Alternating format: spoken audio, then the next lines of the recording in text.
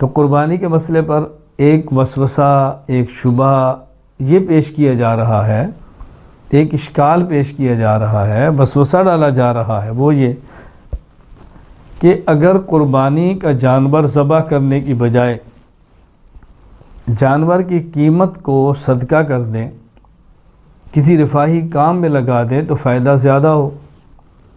اگر آپ نے ایک دن میں قربانی کی جانور ذبح کر کے اربوں روپیہ خرچ کر دیا ہے، تو اگر یہ اربوں روپے کے جانور خریدنے کی بجائے یہی اربوں روپیہ کسی مصرف پر لگا دیا جاتا، یتیم خانہ بن جاتا، بیوگان کے نکاح کا انتظام ہوتا، بچیوں کی شادی کا انتظام ہوتا، کوئی صلاحی سینٹر بن جاتا، کوئی تعلیمی ادارہ بن جاتا، کتنا فائدہ ہو سکتا تھا۔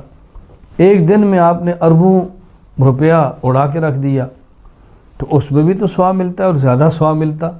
یہ آج ایک وسوسہ ڈالا جا رہا ہے۔ بات اچھی طرح سمجھ لیں، یہ وسوسہ ڈالنے والے، یہ شبہہ پیدا کرنے والے بنیادی طور پر وہ لوگ ہیں جو شریعت کو نہیں سمجھے، شریعت کے نظام کو نہیں سمجھے۔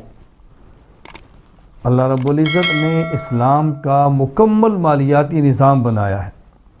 اگر اس مکمل مالیاتی نظام کو سمجھ لیا جائے اور اس کو عمل میں لے آیا جائے، کوئی الجھن باقی نہیں رہتی۔ اب دیکھیں، شریعت نے ایک نظام زکوٰۃ کا بنایا ہے، ایک نظام عشر کا بنایا ہے، ایک نظام صدقات نافلہ کا بنایا ہے، پھر ایک نظام بیت المال کا بنایا ہے۔ اب یہ سارے نظام اگر متحرک ہو جائیں، اسکول بھی بنیں گے، مدارس بھی بنیں گے، ہسپتال بھی بنیں گے، یتیم خانے بھی بنیں گے، بیوگان کے نکاح کا انتظام بھی ہوگا، سب مقام ہوں گے، لیکن نظام شریعت کو مکمل نافذ کیا جائے۔ باقی شریعت نے جو نظام دیا اس کو اچھی طرح سمجھیں۔ اگر آپ کا سونا یا چاندی یا پیسے، مال تجارت، اس میں زکوٰۃ رکھی ہے، اگر زمین ہے اور پیداوار ہوتی ہے اس میں عشر رکھا ہے، اسی طرح صدقۃ الفطر رکھا ہے۔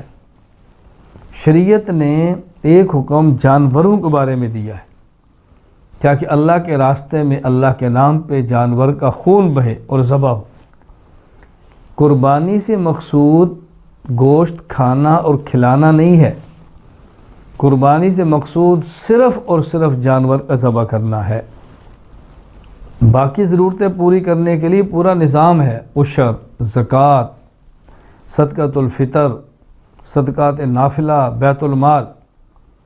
یہ تو اللہ تعالیٰ چاہتے ہیں کہ بندہ میرے نام پر خون بہائے، اور کوئی مقصد ہی نہیں۔ شریعت کا امر سب سے مقدم ہے، صرف اور صرف مقصد کیا ہے؟ اللہ کے نام پہ خون بہایا جائے۔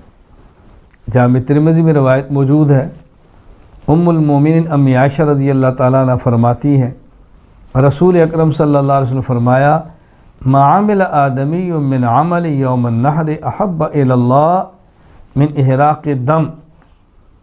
یوم النحر، قربانی کے دن، اللہ کو سب سے محبوب عمل وہ خون بہانا ہے، خون بہانا جانور کا۔ اس میں تو مقصد نہیں کوئی گوشت کھانا یا کھلانا، تو ایک اضافی چیز ہے۔ یہی وجہ ہے اگر کوئی شخص قربانی کرے اور قربانی کا سارا گوشت خود استعمال کرے، کسی غریب کو ایک گوشت کا ٹکڑا بھی نہ دے، تو قربانی کے اجر میں کمی نہیں ہوگی۔ یہ الگ بات ہے کہ جو صدقات کا اجر تھا وہ اس کو نہ ملے، لیکن صرف جو قربانی کا اجر ہے مکمل اس کو مل جائے گا۔ معلوم ہوا کہ گوشت مقصود ہی نہیں ہے، مقصود جانور کو ذبح کرنا ہے۔ گفتگو کا خلاصہ کیا ہوا؟ یہ جو اشکال تھا یتیم خانے، ہسپتال اور سکول، اس کے لیے شریعت نے ایک مستقل نظام دیا ہے۔ ہاں، اللہ رب العزت چاہتے ہیں، شریعت کی منشا ہے کہ خالص اللہ کے لیے جانور بھی ذبح کیے جائیں، اس کے لیے قربانی کا نظام بنایا ہے۔ آپ اسپتال بنا دیں، کالج بنا دیں، مدارس بنا دیں، یتیم خانے بنا دیں، سب چیزیں بنا دیں اور جانور ذبح نہ کریں تو جو شریعت کی منشا تھی خون بہانا وہ کیسے پورا ہوگا؟ تو شریعت نے ہر معاملے میں مستقل ہدایات عطا فرمائی ہیں۔ اللہ تعالیٰ ہم سب کو شریعت سمجھ کر عمل کرنے کی توفیق عطا فرمائے۔ وآخر دعوانا الحمدللہ رب العالمین۔